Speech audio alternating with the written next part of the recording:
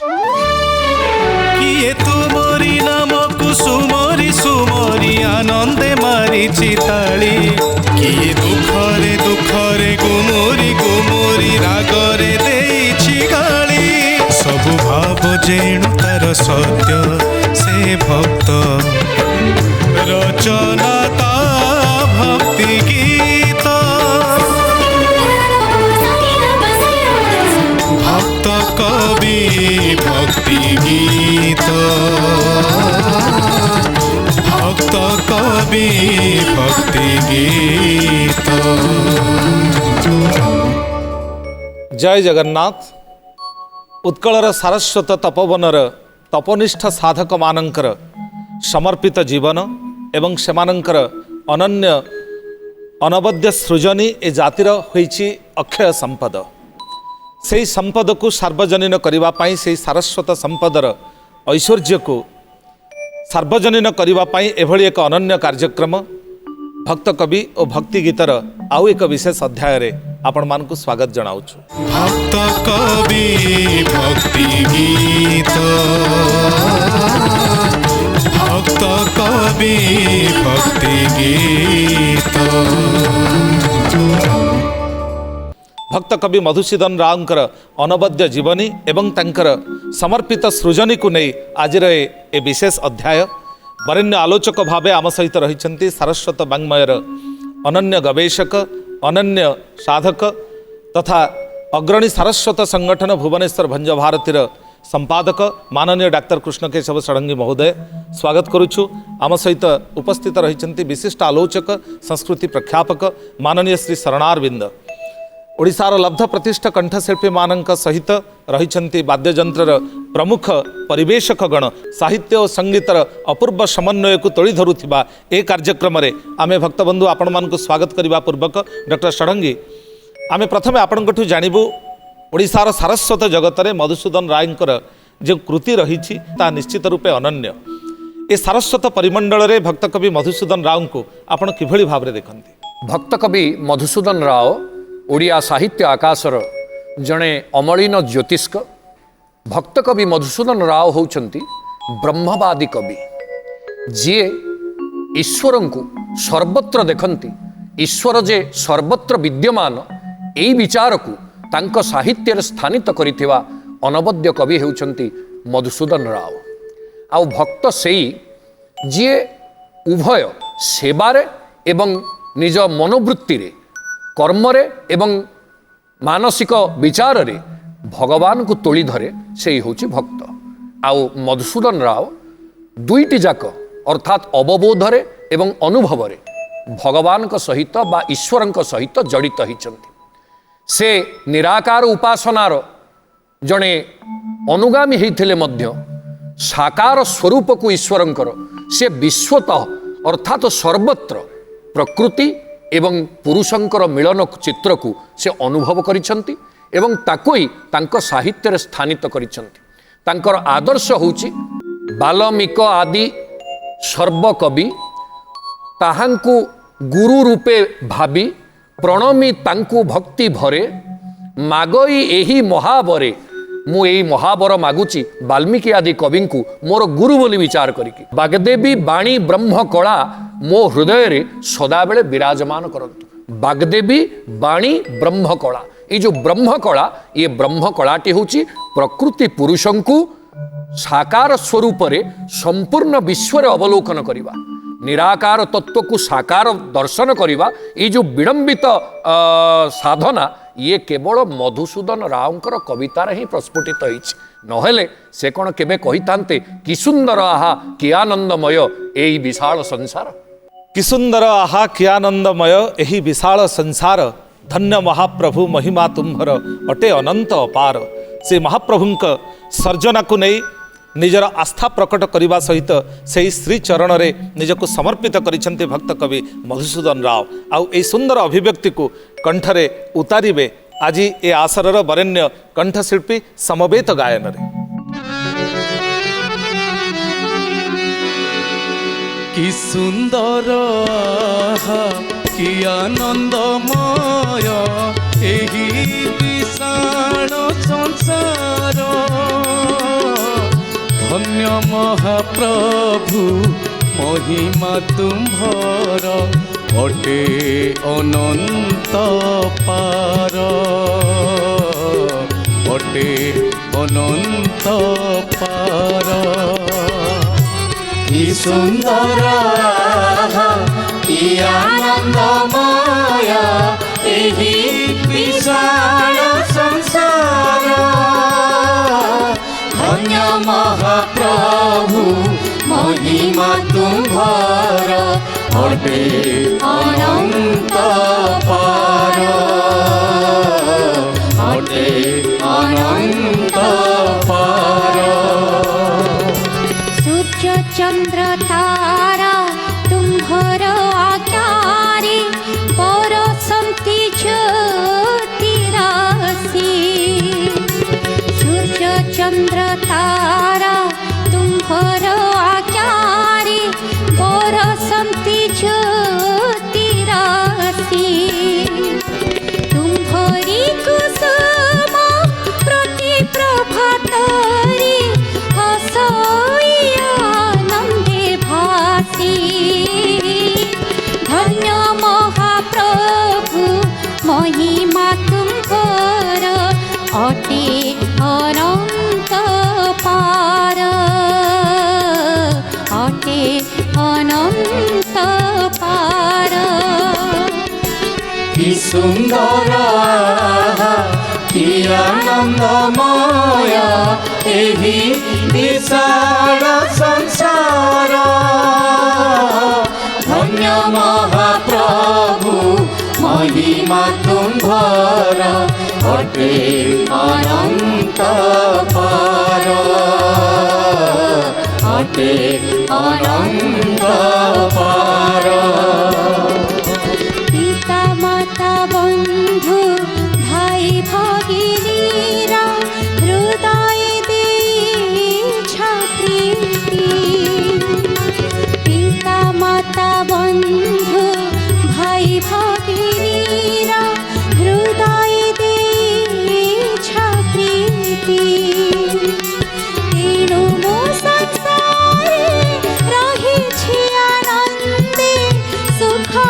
भुंजे नीति नीति धन्य महाप्रभु महिमा तुम्हार अटे अनंत पार अटे अनंत पार कि सुंदर कि आनंदमय एही विशाल संसार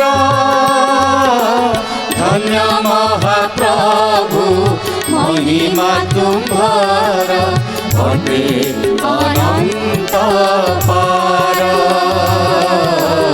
अटे अनंत पार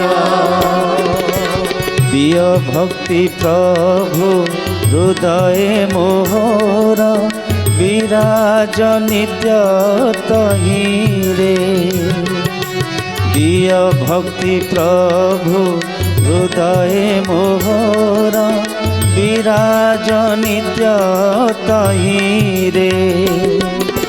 सत्य पथे रही तुम्हारी आशारे जाऊ मो दिन महीरे धन्य महाप्रभु महिमा तुम्हार अटे अनंत पार अटे अनंत पार कि सुंदर कि आनंदमय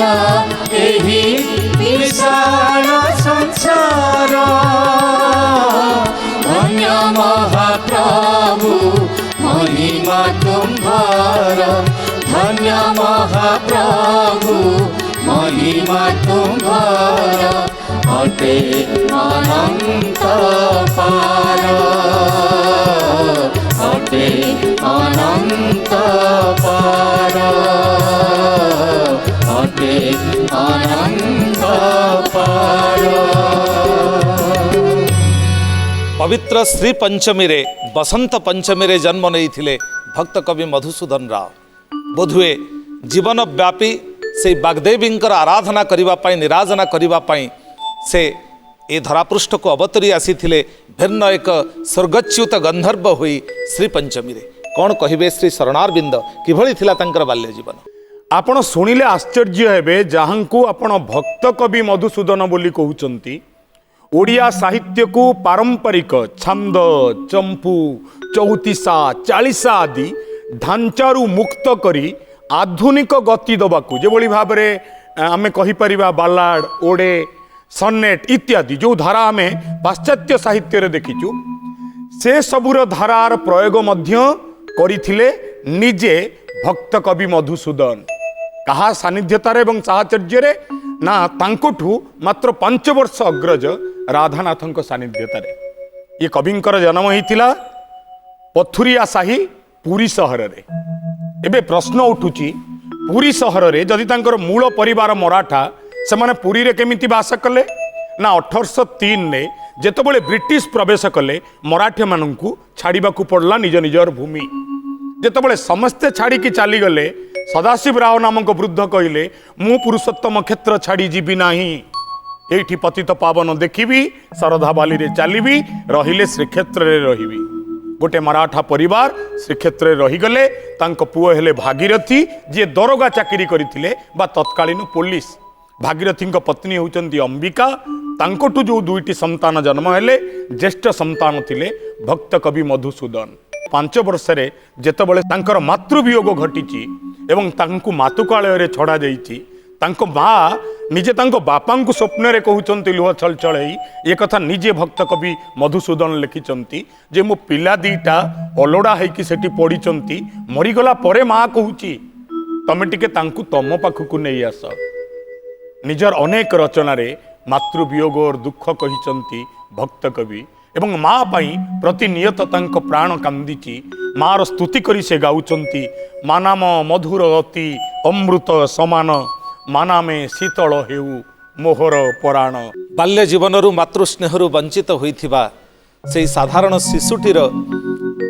जो छल छल अनुभव रही ताहा परवर्ती समय भक्त कविंकर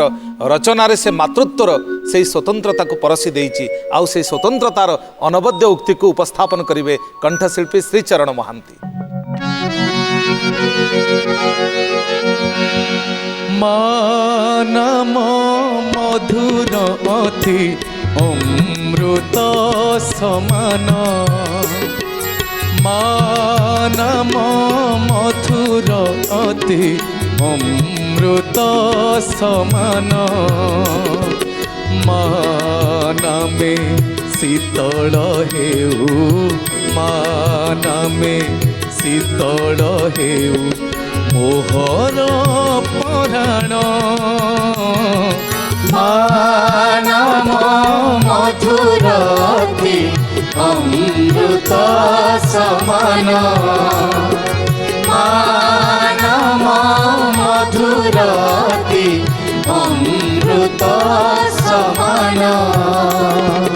पिता माता गुरुजन देवता समान ताकु भक्ति भरे से भी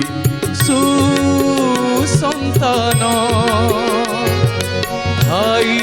भगिनी को स्नेह करी अनुक्षण धन्य हेउ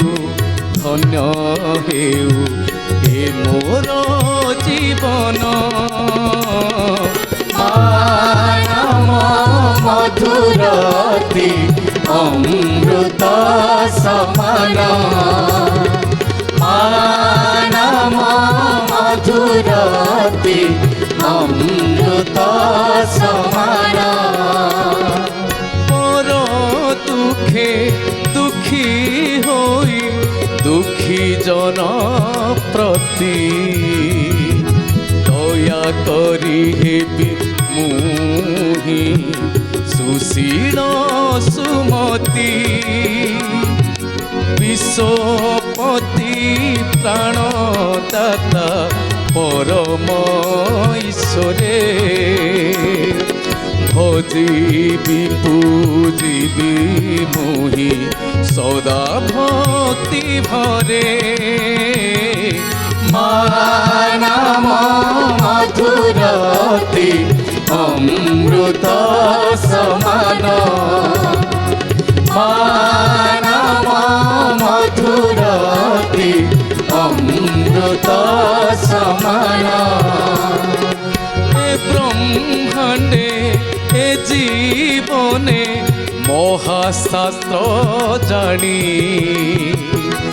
विनये शिखिबी ज्ञान हेबी तो ज्ञानी मंगल सुंदर सत्य लोड़ी निरंतर धन्य हेउ जीवन मोहर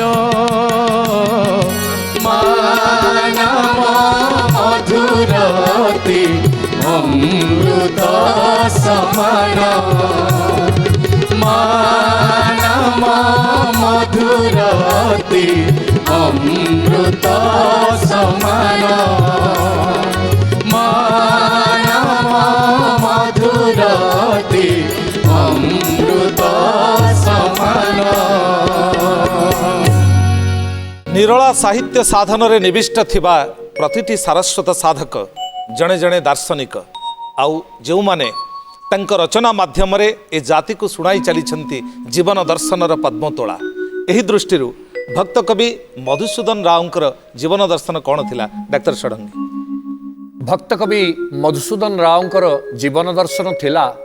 निराकार तत्व को साकार स्वरूप रे प्रकृति रे ही दर्शन करिवा अंतः प्रकृति को बहि प्रकृति सहित जड़ित करी ईश्वरंकर अनुभव को हृदय रे तोली धरिवा ये थिला तांकर सबुठु बड़ दर्शन। टिके पूर्वर आमे शुणुथिले दर्शक बंधु तांकर मणिमाला कवितारू माँ नाम अमृत समान सुंदर बोली से कहउचंती एवं सेठी से गोटे भल तत्वटीए देइचंती तार शेष पंक्ति रे से कहउचंती जे तीनिटा जिनिस को मु खोजी खोजी की मो जीवन को धन्य करिबे मंगल सुंदर आउ सत्य ये तीनोटीर अनुसंधान बा ये तीनोटी को अनुसरण करी मो जीवन को मु धन्य करिबे एथिरे मंगल सुंदर आउ सत्य जहाँ को आमे कहूचे सत चित आनंदर जो मूर्तिमान विग्रह महाप्रभु तांकर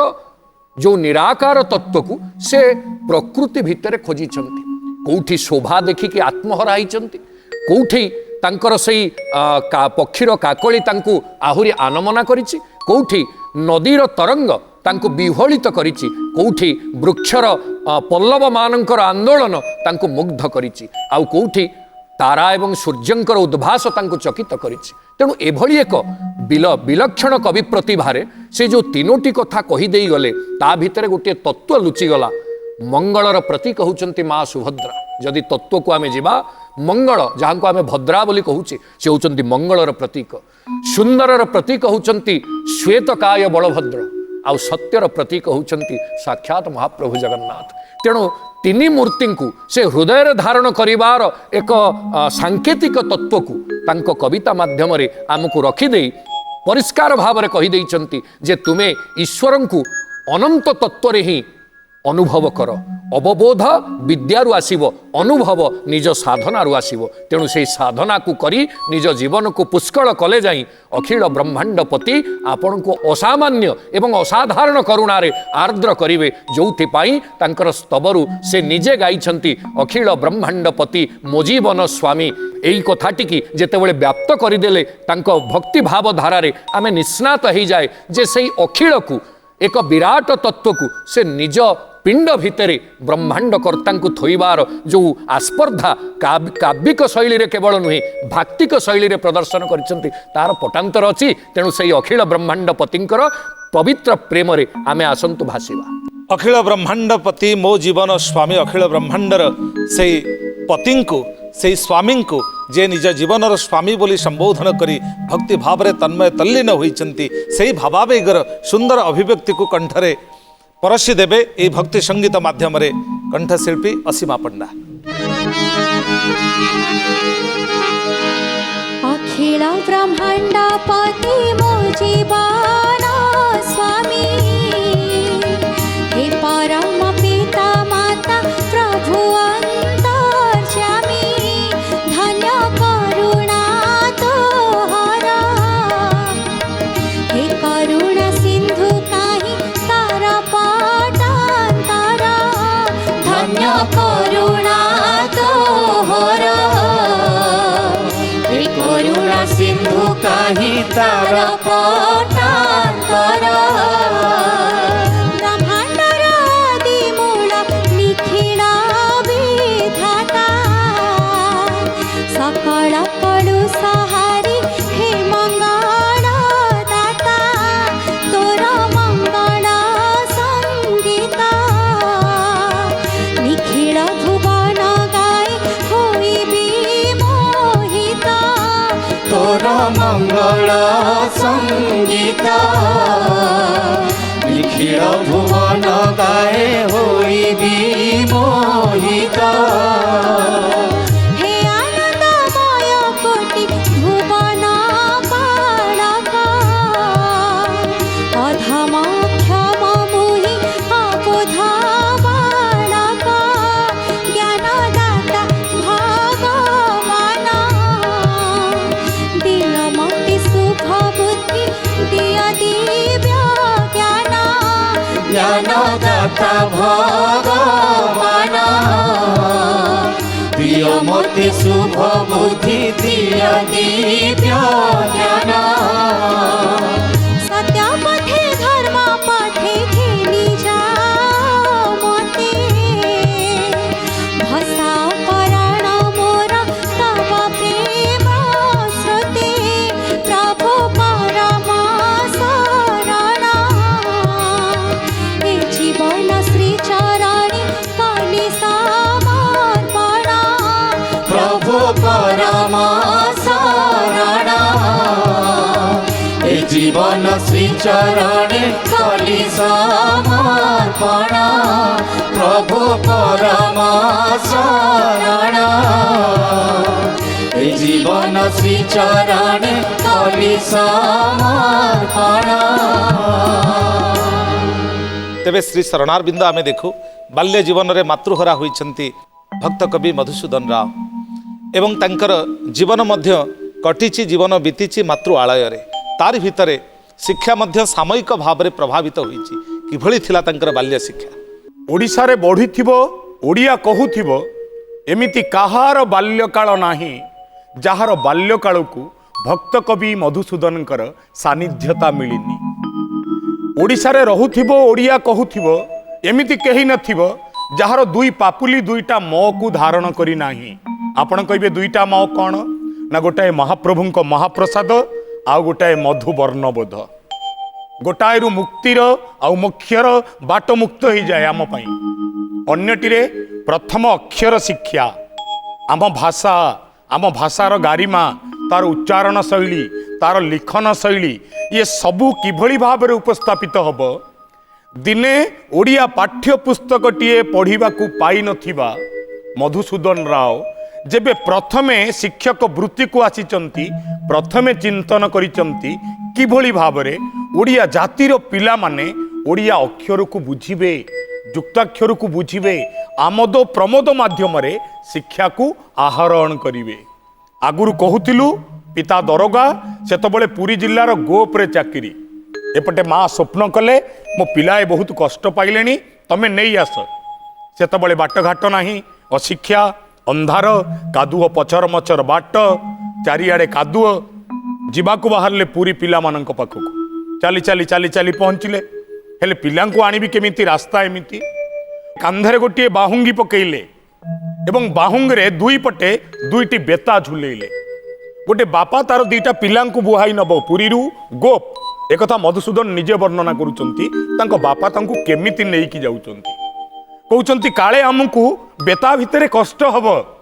बापा प्रथमे किछि धान पकेई देले एवं धान उपरे आमे पिलाए बसिलु दिने मांको ठारू गोटिए पुओ श्रवण कुमार रो कथा सुनिथिबा भक्त कवि मधुसूदन परवर्ती मुहूर्त रे गोटे बापा श्रवण कुमार को देखुचंती जे निज पुओ मानू बुहाई कि नौची ये किसी कम भाव एवं कम आवेगर कथा। तेणु आपण जेतबेले भक्त कवि रचना सबको देखिए सेठी प्रकृति प्रीति, मानव प्रीति, परिवार प्रीति एवं सत्य को पाइबार अनुसंधित्सा, ब्रह्म को अनुभविबार आकांक्षा, गोटे निर्दिष्ट रूप एवं प्रतिमा भितर से ईश्वर को खोजी नांती, से खोजिचंती सकल शून्यता भितर। एपरिकी से निज रचना रे प्रश्न करुचंती अन्य मानू पुष्पे जे भरीची मंडणी श्रीफले जेहू भरे पानी। फूल भितर एडे सुंदर मंडणी किए देला, पाखुड़ा किए तैयारी कला, फूल को एडे सुंदर बास्ना किए देला, पैड भितर किए पानी भरिला, माछ को किए पहरिबा शिखैला, पक्षी को किए उड़ीबा शिखैला। जे ए सब काम करिछि से ही माटी की तैयारी करिछि, से ही अनंत आकाशर नीलिमारे बुणी देइछि तरार फूल। आ निजे कहउचंती प्रकृत रे आहा पछरे समस्त श्रेय से सर्वव्यापक अदृश्य ईश्वरंकर। आकाश दिशे कि सुंदर, ताहाकू रचिले ईश्वर, ताहाकू रचिले ईश्वर। उपरे अनंत आकाश तले नीलिमार जलराशि आउ ए प्रकृतिर अनुपम सौंदर्य को देखी निजे विस्मित होइछंती। आउ सेही विस्मय भावरु जो कविता झरी आसी ताहा होइछि ए भाव भक्ति समर्पणर कविता। से भली एक सुंदर कविता आकाश दिशे कि सुंदर, ताहाकू रचिले ईश्वर को उपस्थापन करिवे कंठशिल्पी श्री सौरभ नायक।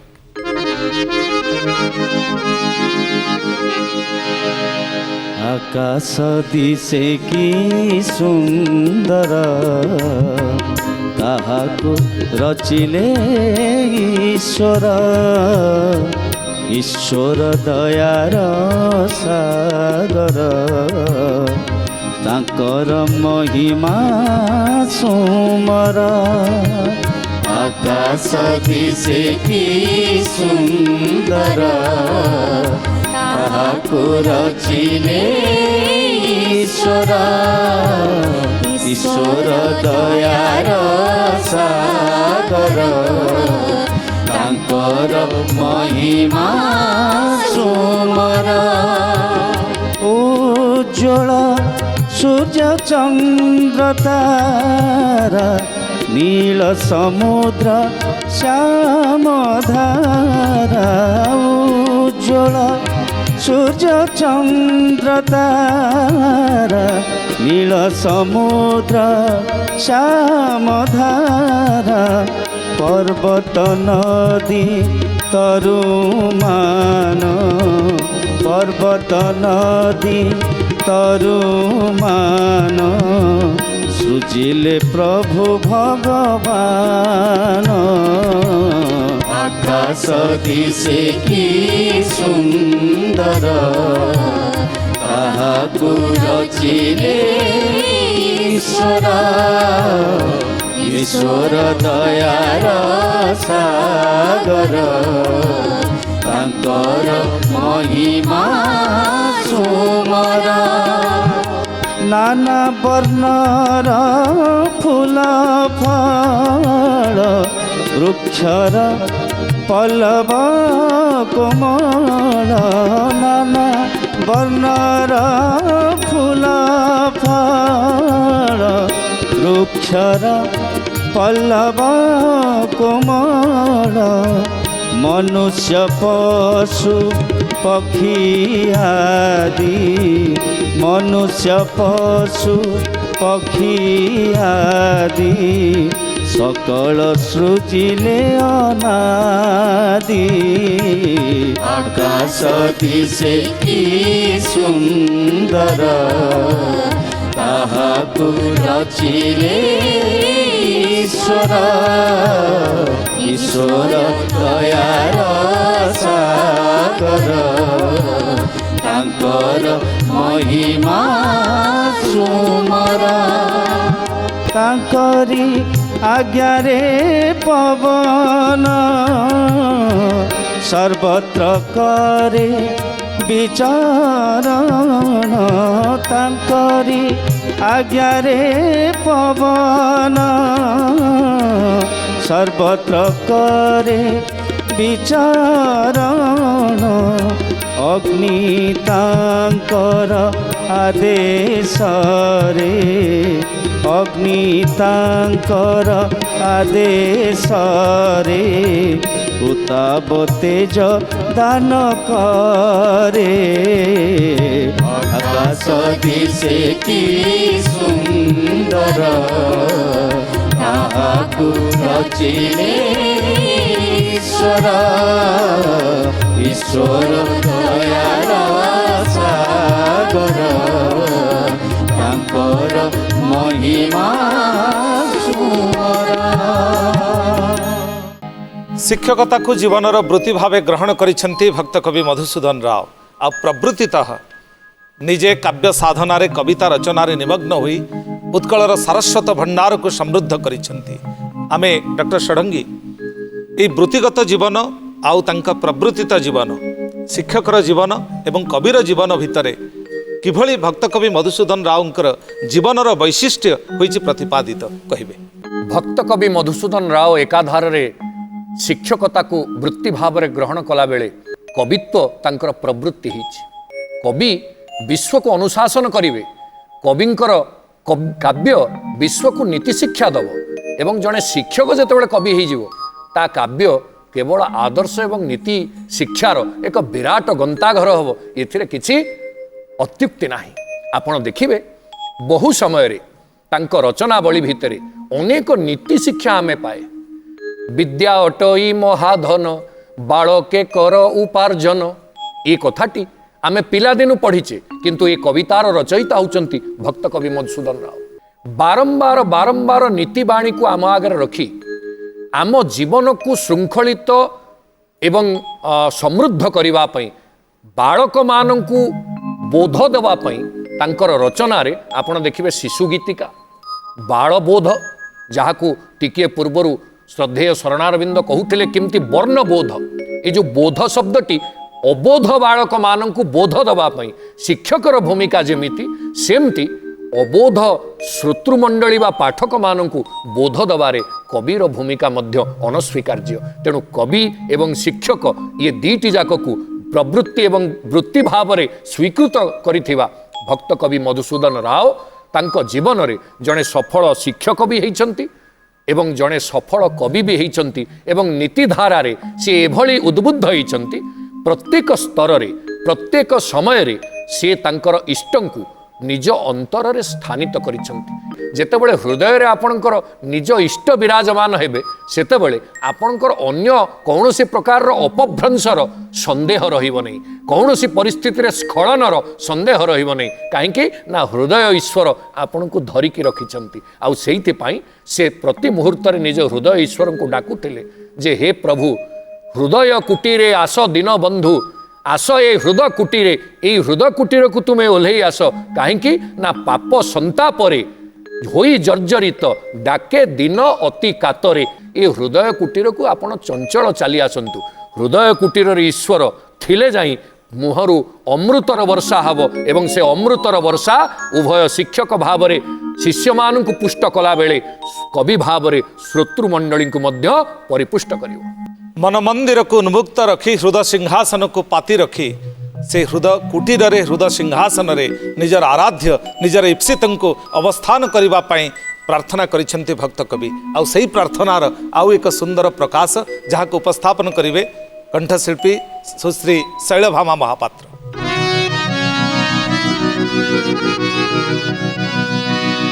हृदय कुटीरे आस दीन बंधु, आस ए हृद कुटीरे, हृदय कुटीरे आस दीन बंधु, आस ए हृद कुटीरे। पापर संतापे अति जर्जरित, पापर संतापे अति जर्जरित डाकोई दीन कातरे, डाकोई दीन कातरे। हृदय कुटीरे आस दीन बंधु, आशय हृद कुटीरे आशय हृद कुटीरे बहु आशा करी आसिअछि आज तीर्थराज श्रीपयरे बहु आशा करी आसिअछि आज तीर्थराज श्रीपयरे जानिअछि प्रभु सर्वसारा तार जानिअछि प्रभु सर्वसारा तार से पद विश्व मध्यरे से पद विश्व मध्यरे हृदय कुटीरे आसदीन बंधु आशय हृद कुटीरे आशय हृद कुटीरे दुखी मनरथ कर हे पुराण पुई हृदय परे दुखी मनरथ कर हे पुराण पुई हृदय परे दर्शन दिया जीवन सार्थक दर्शन दिया जीवन सार्थक हे उदुम्भ प्रसाद हे उदुम्भ प्रसाद हृदय कुटीरे आसदीन बंधु आशय हृद कुटीरे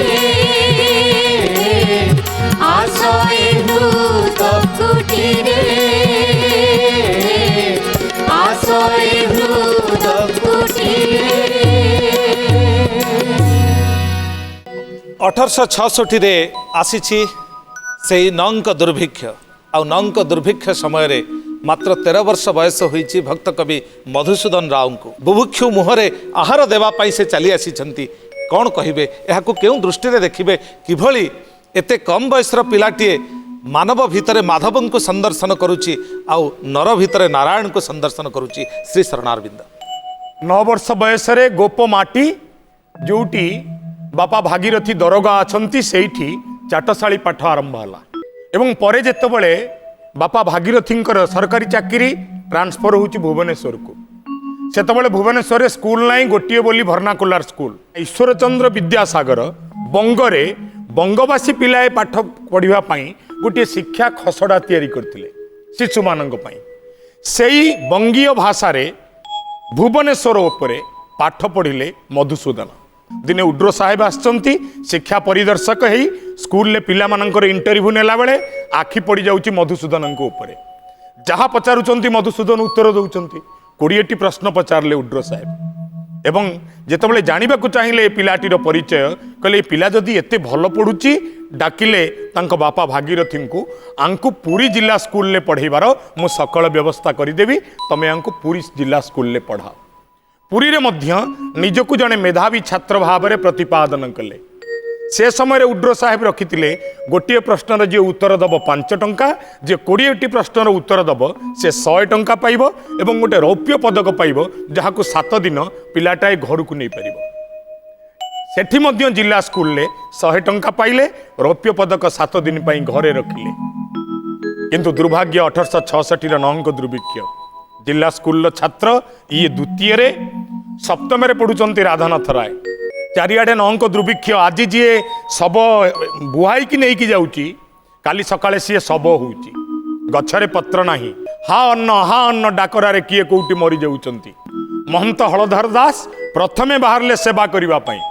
एवं आपण भाबंतु महंत हलधर दास एते प्रशासक थाई एते सन्यासी थाई काहाकू दायित्व देलेनी गोटिए द्वितीय श्रेणी पाठ पढ़ुथिबा देव शिशु उपरे सकल दायित्व देई देले बेटारे ये सकल लोक माननकू चाउल दान करिवार कर्म तोर धर्म तोर गोटिए आद्य शैशवरे भक्त कवि मधुसूदन सबु बुभुक्षु जो मानकर अन्नर आवश्यकता थिला जो माने भोकिला थिले से मानक पाखरे पहुँचुले एवं सेमान समस्तଙ୍କୁ चाउल प्रदान करुथिले अन्न प्रदान करुथिले पिलाटी बेलू जना पड़ुला तांकर मानव प्रीति एवं मानवर आढ़ुआଳରେ मानव भितरे जो आशीष थाए आशीर्वाद थाए से रूपी माधव प्रीति एणु प्रतिटी लग्न रे अदृश्य ईश्वर को देखा इच्छा करिसंती कवि केबे मानव सेवा भितर देखिचंती केबे आकाशर नीलिमा भितर देखिचंती केबे सागरर लहरी भितर देखिचंती एवं देखा इच्छा प्रकाश करी ईश्वर को उद्देश्य रे गाउचंती दया सागर हे देखा दिय अछ काहीं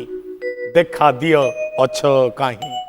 जीवन व्यापी से दया सागर से दयार्द चित्त भावग्राही को खोजुथिबा से भक्त कविंकर चेतनारे से अन्वेषणर धारा मध्य होईची प्रतिभात आउ से अन्वेषार एक सुंदर अभिव्यक्ति को उपस्थापन करिवे समवेत कंठशिल्पी आज ये आसर।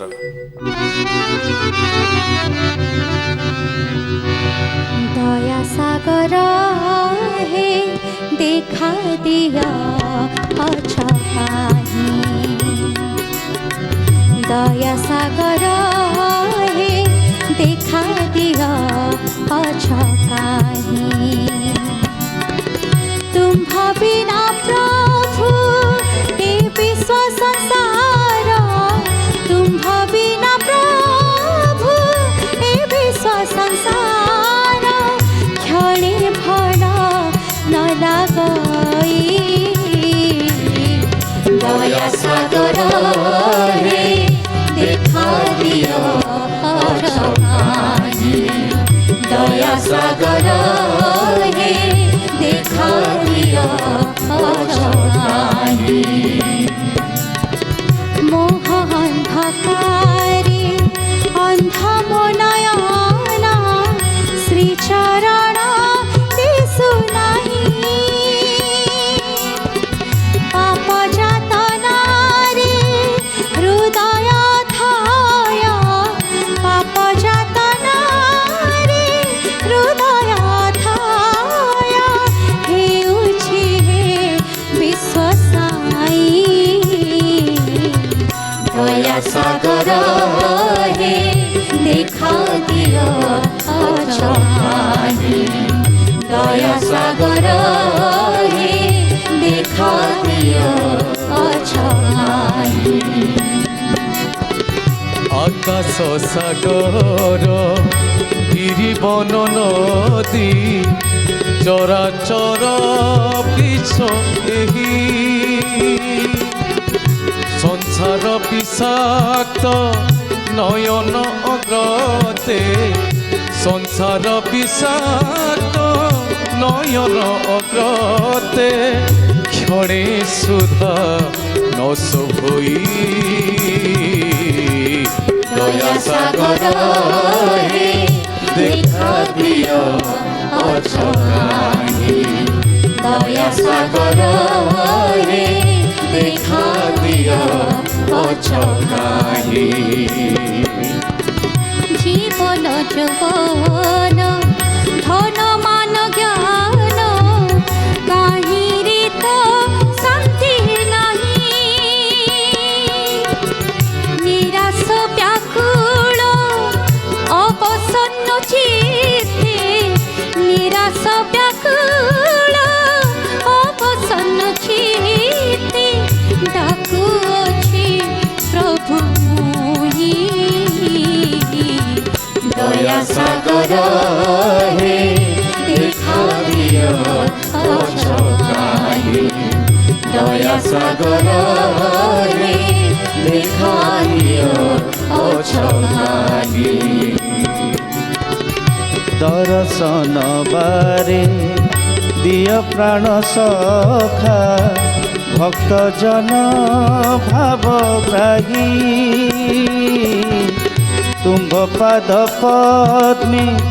समर्पी हृदय तुम्भ पाद पद्मे समर्पी हृदय रही निर्भय होई दया सागर हे देखा दियो अचकाई दया सागर रे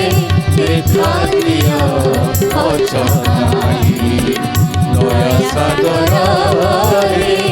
देखा दियो अचकाई। भक्त बंधु भक्त कवि और भक्ति गीतर यही अध्याय रे भक्त कवि मधुसूदन राउंकर जीवनी और सृजनी को नहीं आमे अनेक किछि तथ्य आपण मान निकट में पहुँचाइबार प्रचेष्टा करिछु। आउ किछि तथ्य आउ किछि सूचना आपण मान परवर्ती अध्याय रे संचित होई रहिछि से आवेग नहीं आमे अपेक्षा रखिबु। आज पाई नेउछु मेलाणी। जय जगन्नाथ। जय जगन्नाथ। भक्त कवि भक्ति गीत